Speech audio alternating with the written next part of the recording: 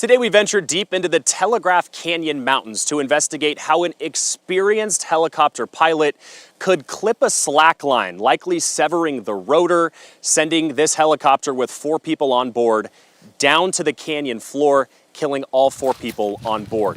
We are learning new details tonight about a deadly helicopter crash near the town of Superior that claimed the lives of 4 people. The crash happened last Friday morning in a remote area south of Superior, deep inside the Telegraph Canyon Mountains.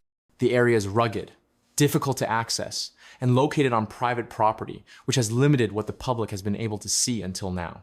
Tonight, we're taking a closer look at where the crash occurred, what investigators believe happened, and the questions that remain as officials work to determine how a routine flight turned deadly.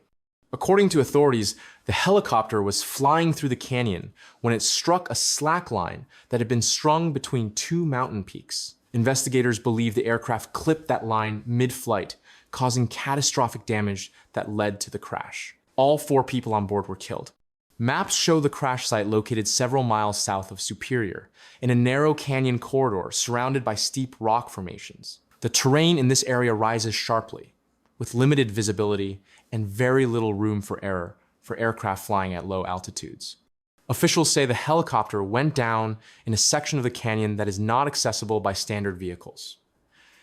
Deputies and investigators had to travel deep into the mountains to reach the site.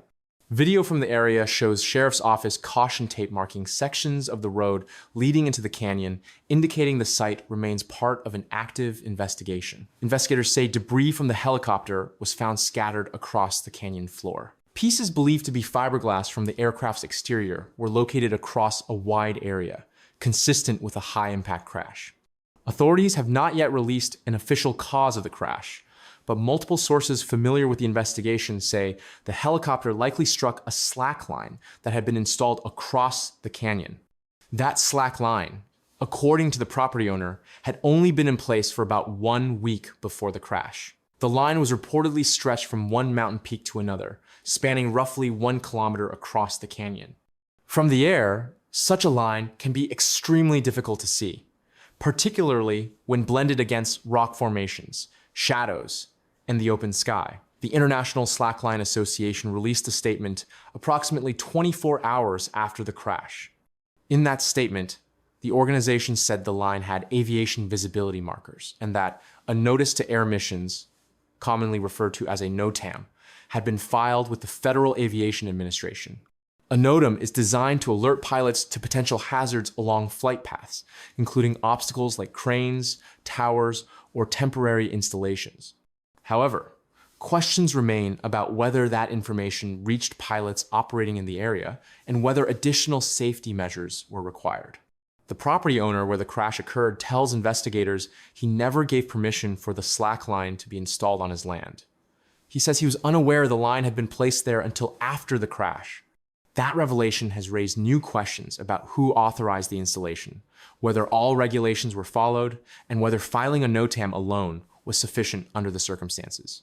The Arizona Forest Service is now assisting in the investigation. Officials are working to build a detailed timeline that includes when the line was installed, who installed it, and whether all required guidelines were met.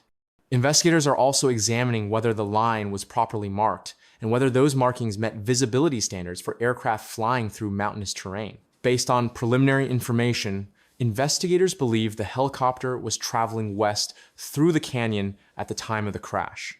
After striking the slack line, the aircraft appears to have continued forward for a short distance before crashing into the canyon floor. Aviation experts say that even brief contact with a tensioned line can cause severe damage to a helicopter's rotor system, making controlled flight nearly impossible. The canyon environment further complicates emergency responses. Steep walls, uneven terrain, and limited open areas make emergency landings extremely difficult, even for experienced pilots. The property owner has told investigators that he personally knew the pilot. He described him as experienced and familiar with flying in canyon environments. According to the property owner, the pilot had flown through this area before and was aware of the challenges associated with mountainous terrain. The 3 passengers on board were the pilot's nieces. All 4 were killed in the crash. Their deaths have sent shockwaves through the local community and have prompted renewed discussion within the aviation world about the risks posed by temporary installations like slacklines. Aviation safety experts say pilots rely on multiple layers of information when planning and conducting flights, including flight charts, weather data, visual scanning, and notices like NOTAMs. However, experts also point out that NOTAMs can be easy to miss, especially when pilots are operating in visually demanding environments like canyons, where attention is divided between terrain, altitude, and navigation. Thin lines stretched across wide spaces are considered particularly dangerous because they can be nearly invisible until it's too late to react. Investigators are now examining whether additional safeguards should be required when slacklines are installed in areas that may be used by aircraft. Those safeguards could include higher visibility markers, stricter approval processes, or broader notification requirements. For now, officials say the investigation remains ongoing. No enforcement actions or citations have been announced, and no final determinations have been made regarding responsibility. Authorities say it could take weeks or months before the investigation is complete. Until then, many questions remain unanswered. Who installed the slackline? Who approved it? Were safety requirements fully met? And could this tragedy have been prevented? Those are the questions investigators are now working to answer. As more information becomes available, officials say updates will be released to the public. We will continue to follow this investigation closely